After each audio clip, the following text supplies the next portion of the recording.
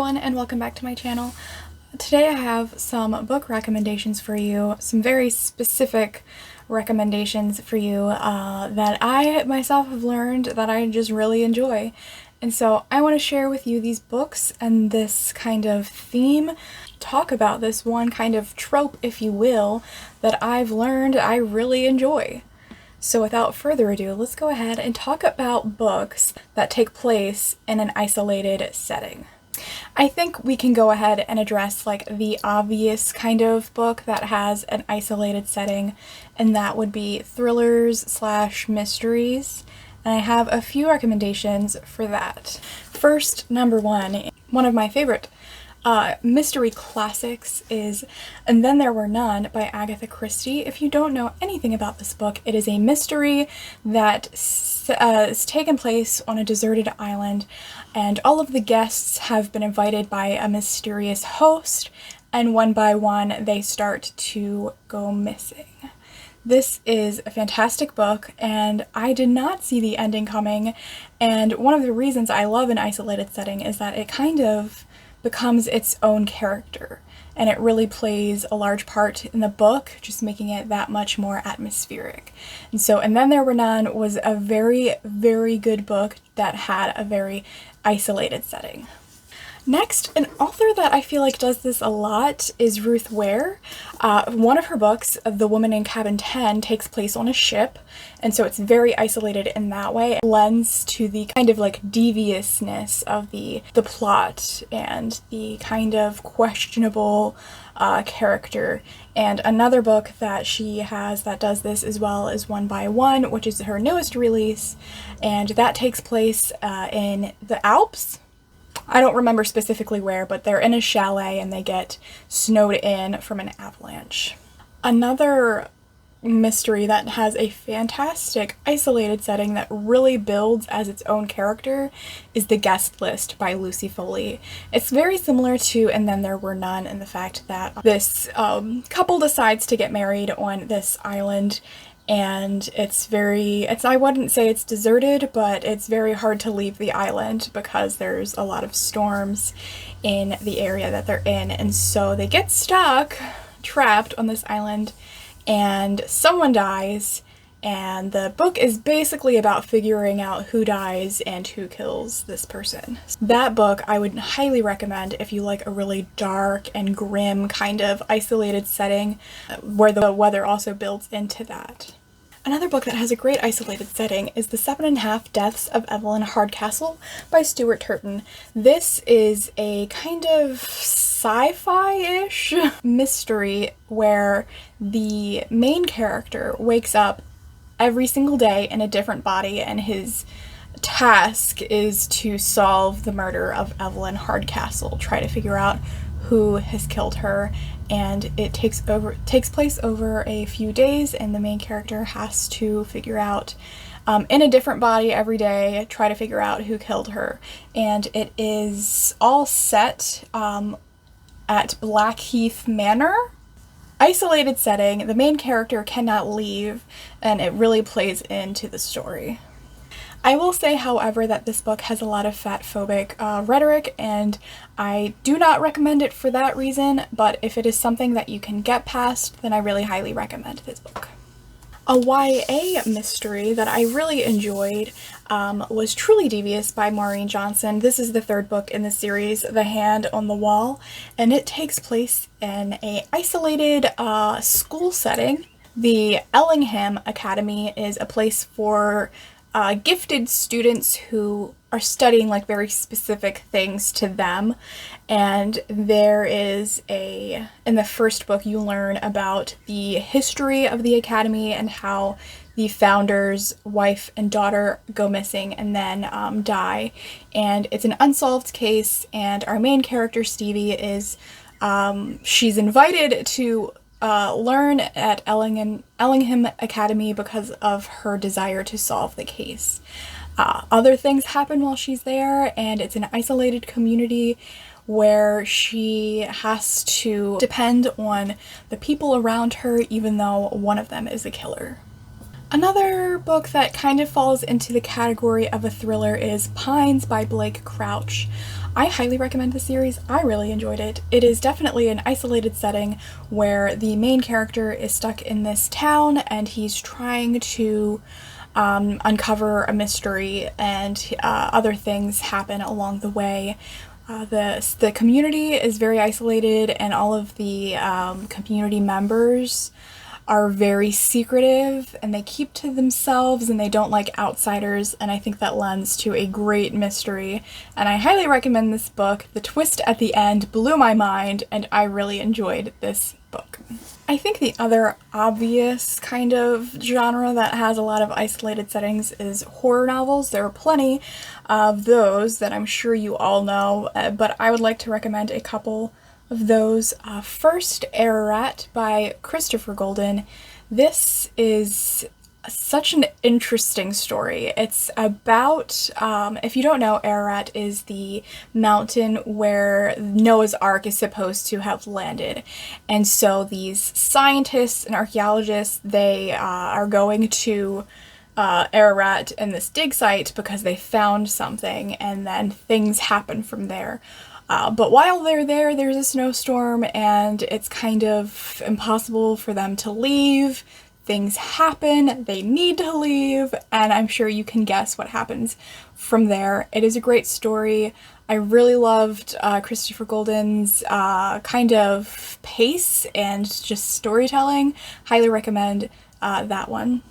If you're interested in graphic novels, Locke and Key is a great series that is about a haunted house, which how more of an isolated setting can you get than in a haunted house? Of course they do leave every now and then, but the main story is about the house and what they find there, and I thought it was very creative, very interesting. I loved the entire series. I kind of want to reread it. I know there's also a Netflix adaptation and I've only watched the first episode, but I prefer the graphic novels, so I highly recommend those.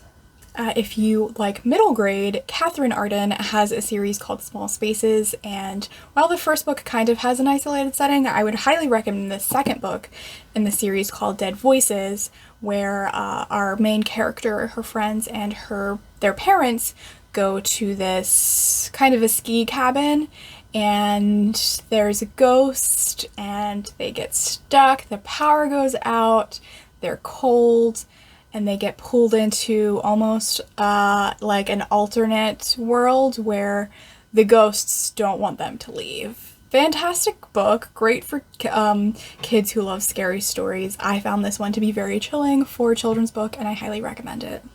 And then this last one is not horror, it's science fiction, but it is Binti by Nnedi Okorafor, and I highly recommend this series. I've only read the first one so far, but I'm going to finish it, the series, and I highly recommend it if you enjoy isolated settings in space, because space is terrifying, especially when you are trapped on a spaceship with an aggressive alien species that wants to kill you. This was such like an interesting story, very creative, unexpected. This was the first book that I had read by Nnedi Okorafor, and I absolutely loved it, and I'm really excited to finish the series, and I highly recommend it if you like those isolated settings. Another book that kind of falls into the horror genre, but I feel like is almost more like literary fiction. I don't know. There's a lot to this book, and that is Wilder Girls by Rory Power. I have not finished this book. I'm about halfway, and I intend to. I love the cover, except for this freaking Barnes & Noble sticker. This is a great story because it is in an isolated setting, again in an academic setting, where these girls are at the Raxter School for Girls, are put under quarantine as something mysterious is happening, and a lot of the girls are starting to exhibit some symptoms of kind of transformation.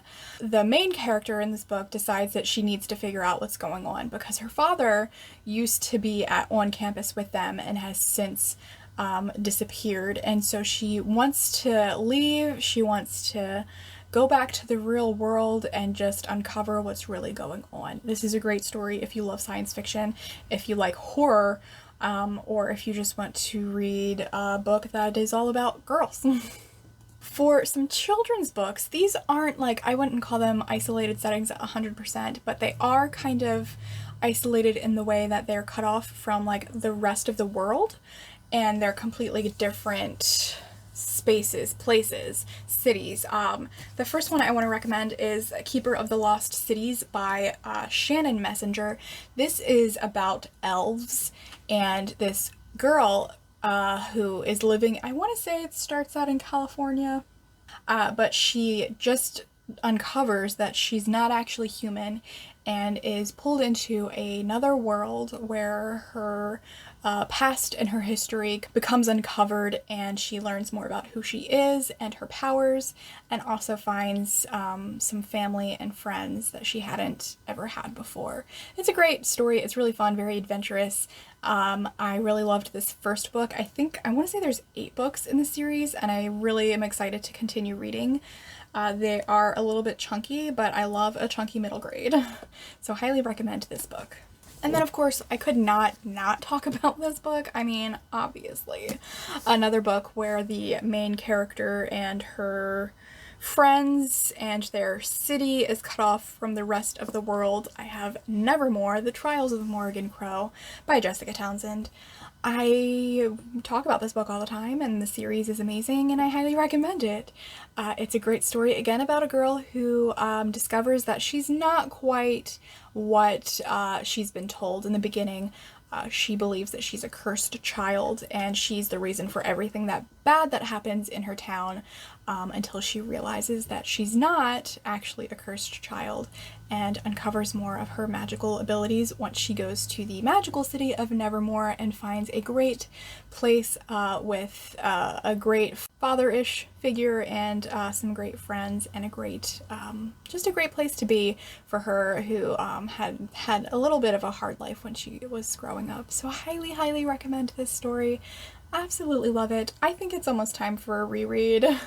And then one other book that I think has, if you're not interested in horror or fantasy or science fiction or thrillers, if you just want a kind of literary contemporary fiction novel, We Are Okay by Nina Lacour is also another book that happens in an academic setting.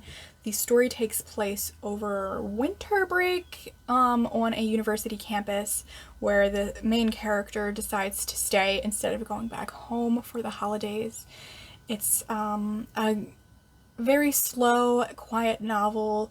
There's not really any plot with this book. It's all about character development and learning about the main character's past, and her friend who shows up to spend some time with her on campus, and their relationship. I recommend this book for anyone who likes to read some strong character development and also LGBT plus characters. I myself didn't love this novel only because it didn't have a plot, but that again was a few years ago. Maybe I should reread it. Maybe. I don't know. But there's a novel for you if you're done with fantasy and adventure and just want a quiet YA contemporary. Next, for some kind of romance, kind of just regular literary fiction type of novels, I first have Twice in a Blue Moon by Christina Lauren. This is isolated in the fact that it takes place on a movie set where our main character, who is an actress, is, acting in her next film. Our main character comes across a man that she had fallen in love with on a whirlwind kind of vacation, and then years later comes across the same guy and romance.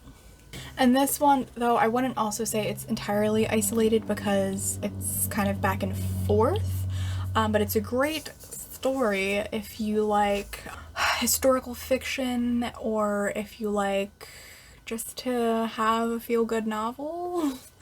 And that is The Guernsey Literary and Potato Peel Pie Society. I've also talked about this book quite a bit, and I just love it so much. It does take place mostly on the island of Guernsey, but our main character is from like the continent, and she is there for a part of the novel. So it's not entirely on Guernsey, but Guernsey does give you that isolated setting where the characters all have to depend on one another, especially as they're recovering from World War II. And it's a great story about book lovers, so obviously. And then the last two books I want to recommend are probably the two books that really just sparked this idea in my brain that, duh, I love books that have isolated settings. These two books are some of my favorites that I read last year, and I'm really excited to talk about them, even though I've talked about them many a time before. First, I have Circe by Madeline Miller. Again, this isn't entirely isolated. Circe does travel to other places in the beginning of the novel and like in the middle, but for the most part, it does take place on her island of Aiaia, and it's a great novel about a woman who is kind of a side character in most stories that Madeline Miller has decided to make her main character. It's a great story about a woman who learns more about herself and what she wants in the world rather than what her father wants of her or the world wants of her. And it's a great story about a woman who's often tricked and abused and how she reacts to it, how she regrets that later. It's just a great character study, and while I really don't love plotless books, this one had just the right amount of plot that I really enjoyed the character development, and the ending just made me so freaking happy. I really love this book. I want to reread it already, and I highly, highly recommend it if you like a quiet novel that's not very action-packed. Although there is action in this book, it's more about the character development of Circe and her story as she becomes the main character in her own story. And then you probably knew this was coming, but The House in the Cerulean Sea by T.J. Klune definitely has the isolated setting. For the most part, again, they aren't always isolated, but it takes place on their little island where they live, and it's a great story about being isolated from the world and, well, one, having to do that, but then also being okay with it because you have a found family, and you know, that's all you need kind of thing. It's wonderful. It's a great story. It's about morally good people. It's such a feel-good novel that'll make you happy and make you cry, but for good reasons. It's a great book. I'm gonna reread it soon. I already feel it coming. Highly recommend. This is probably my #1 favorite book that I could tell you that happens or occurs in an isolated setting, and it just makes it all the better. Even you can tell also, as they leave that isolated setting and the couple of scenes that they do, how that changes the story and how it affects the story, and how when they go back you can tell the isolated setting again becomes almost its own character. Highly recommend. Again, I think everyone should read this book. And that is it for my overly specific recommendations for isolated settings in books. I really enjoy this trope, if you will, or setting, because it often just plays such a large part in the book that it becomes its own character, and it brings such atmosphere to a book, and it's just one of my favorite things. One of my favorite things that I've always loved, but I'm only now just realizing. I hope you enjoyed these recommendations. If you yourself have any recommendations for books that have isolated settings, please leave them in the comments so I can have your recommendations as well. Thanks for watching this video. If you liked it, please give it a thumbs up and subscribe to my channel. I would really appreciate your support. And if you've made it to the very end of this video, put an island emoji with your comment, and I will see you in a new video soon. Bye!